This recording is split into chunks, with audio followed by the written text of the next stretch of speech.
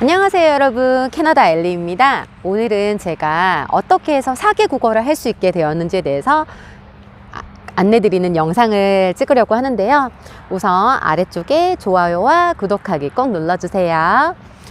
현재 저는 영어, 일본어, 중국어, 그리고 모국어인 한국어까지 4개 국어를 할 수 있게 되었어요. 근데 우선 정확하게 말씀을 드리면 중국어 같은 경우는 제가 직장 생활을 할 때 HSK라는 그 중국어 능력 시험이 있거든요. 그거를 치기 위해서 그 목적으로 이게 배운 거다 보니까 사실 1년 정도 만에 HSK 4급을 따긴 했는데 듣기는 어느 정도 가능해요. 그런데 성조가 있는 언어다 보니까 제가 실질적으로 언어를 구사할 수 있는 거는 그냥 간단한 자기소개 아니면은 일상생활 약간 요 정도거든요. 그래서 그 부분 정확하게 제가 안내 드리고 싶고요. 그래서 이제 제가 다른 언어, 그러니까 영어, 일본어, 그리고 모국어, 한국어 이렇게까지 어떻게 이제 할 수 있게 되었는지에 대해서 말씀을 드려볼게요. 오늘은 첫 번째 시간, 제가 어떻게 해서 일본어를 잘할 수 있게 되었는지에 대해서 여러분들께 말씀드리겠습니다. 이 얘기는 우선 저의 20대로 돌아가요. 20대로 돌아가서 제가 그때 나이가 23살 정도 됐었어요. 저는 가정 형편이 그렇게 어렸을 때 좋지가 못해서 고등학교를 졸업하고 바로 직장 생활을 하게 돼요.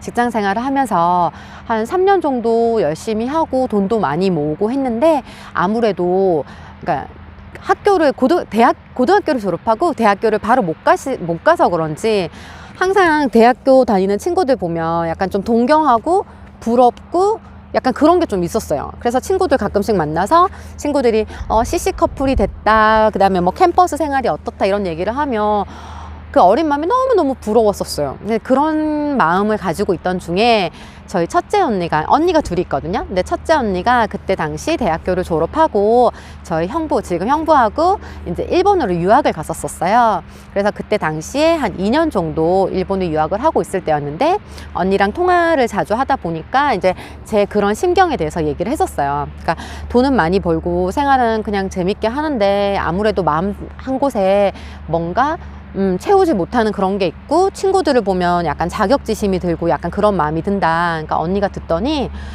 너가 지금 뭘 배워야 될 때 좀 잘 못 배워서 그런 것 같다고. 그래서 일본으로 한번 유학을 와보지 않겠냐고 언니가 권해줬었어요. 근데 제가 그때 고등학교 때도 그랬고 사실 그렇게 공부를 잘하는 애가 아니었어요. 그래서 언니 내 머리에 뭐 무슨 내가 일본어를 배우겠어 이러니까 언니가 그러면 특별히 결심 같은 거 하지 말고 그냥 일본에 휴가를 한번 와보라고 저한테 말을 해줬었어요. 그래서 제가 그냥 휴가를 받아서 한 4박 5일인가 3박 4일인가 일본을 여행을 가게 돼요. 갔는데 완전 신세계인 거예요. 어린 마음에. 왜냐하면 그러니까 같은 동양권이라도 사실 한국 같은 경우는 어떤 스타일이나 이런 패션이 유행을 하면 대부분 다 이렇게 동일하게 비슷비슷하게 이렇게 스타일을 하잖아요. 근데 일본에 갔는데 이게 같은 아시아권인데도 너무 달라요. 사람들 각각이 너무너무 개성이 또렷하고 너무 멋져 보이는 거예요. 그 문화가. 그래서 유학을 해야 되겠다 결심을 하고 한국으로 돌아와서 한 4개월 정도 만에 준비를 하고 일본으로 유학을 가게 돼요. 근데 그때 제가 일본어를 할 수 있었냐? 절대 아니고요. 히라가나 카타카나도 몰랐어요. 그러니까 한국어로 따지면 한글도 모르고 간 거예요. 가서 이제 첫째 날 어학원에 가게 돼요. 갔는데 레벨 테스트를 치거든요. 그래서 이제 지금 생각해보면 선생님께서 빨간색, 파란색 종이를 놓고 이거 무슨 색이니? 이렇게 물어보고 어떤 게 빨간색이니? 이렇게 여쭤보셨는데 저는 당연히 그때 당시 무슨 말인지 모르니까 한국말로 네? 아니요? 하이? 예? 이렇게만 그냥 한 거예요. 그냥 어른 진작을 하고. 그러니까 선생님이 막 웃으시더니 당장 내일부터 A반으로 가면 된다고 말씀을 하셨어요. 그리고 이제 판상을 받은 다음에 그 다음날 이제 A반 가장 그 기초반으로 가게 됐어요. 갔는데 반에 친구들이 한 13명인가 12명 정도 됐었거든요. 근데 저 포함해서 다른 언니 이렇게 딱 둘만 한국 사람이고 나머지 친구들은 다 그냥 정말 다양한 나라에서 온 친구들이었어요. 국적 지금 생각해보면 브라질, 영국, 미국, 중국, 타이완, 일본, 프랑스도 있었던 것 같고, 그러니까 정말 다양한 국적의 친구들이 있었어요. 근데 제가 그 당시에 영어도 하나도 못했거든요. 그러니까 이게 그날 배운 일본어를 써먹지 않으면 이 친구들한테 말 한마디 못하는 거예요. 그리고 밥 한 끼도 먹을 수 없는 이 상황이 처해지게 돼요. 그래서 그날 배운 거를 완전 그냥 서바이벌식으로 완전 배우고 선생님이나 친구들한테 바로바로 적용을 하고, 근데 이게 그때부터 소통이라는 게 이루어지니까 너무너무 재밌더라고요. 그리고 제가 못하기도 했었고 실제로, 그리고 못한다라는 마음가짐으로 딱 깔고 들어가니까 그러니까 되게 겸손한 자세가 됐던 것 같아요. 그래서 선생님이 가르쳐 주시는 거 열심히 받아 쓰고, 그리고 바로 적용해보자, 내일도 요 말을 한번 써보자, 약간 이런 마음을 가지게 됐었어요. 그래서 되게 못한다는 겸손한 자세로 시작했던 게 첫 번째고요. 그리고 두 번째는 제가 호기심이 되게 가득했었어요. 그러니까 일본어라는 언어 자체에. 그러니까 왜 그랬냐면, 왜 이걸 느꼈냐면요. 그러니까 처음에 레벨 테스트 친 날 저뿐만 아니라 다른 한국 분들이 많이 계셨었어요. 그러니까 아직 반이 편성되기 전이라서. 근데 그분들 같은 경우는 어느 정도 대부분의 분들이 한국에서 전공을 하고 오시거나 아니면 내가 어느 정도 레벨이 된다라고 생각하셨던 분들이 많았어요. 그래서 저랑 그 다른 언니 둘 빼고는 다 중급 내지는 고급 반에 바로 편성이 됐거든요. 그러니까 그분들은 반에 딱 들어 배치를 받아서 가셨는데 대부분 중국 분들 아니면 한국 분들이셨어요. 그러니까 수업이 끝나면 바로 한국어를 쓰는 환경이 됐던 것 같아요. 그리고 어느 정도 레벨이 되셨던 분들이고 내가 어느 정도 할 수 있어 라고 생각하셔서 그런지 중간중간 복도에서 마주쳐서 안녕하세요, 요즘에 수업 어떠세요? 이렇게 여쭤보면 항상 재미가 없다라고 말씀을 하시는 거예요. 흥미를 못 느끼시겠다고 하시는 거예요. 근데 제가 봤을 때는 그렇게 비싼 학비를 들여서 어학원을 왔는데 되게 재미없어 보였어요, 되게. 근데 저는 반대로 제가 못하기도 했고 못하지만 이게 너무너무 재밌는 거예요. 그래서 항상 눈이 반짝반짝하고 오늘은 어떤 말을 써보지? 오늘은 어떤 걸 배워보지? 약간 이런 느낌이었거든요. 그래서 제가 느꼈어요. 언어라는 게 단순히 잘하는 테크닉만 가지고 있어서 되는 게 아니라 그 호기심이 좀 있어야 돼요.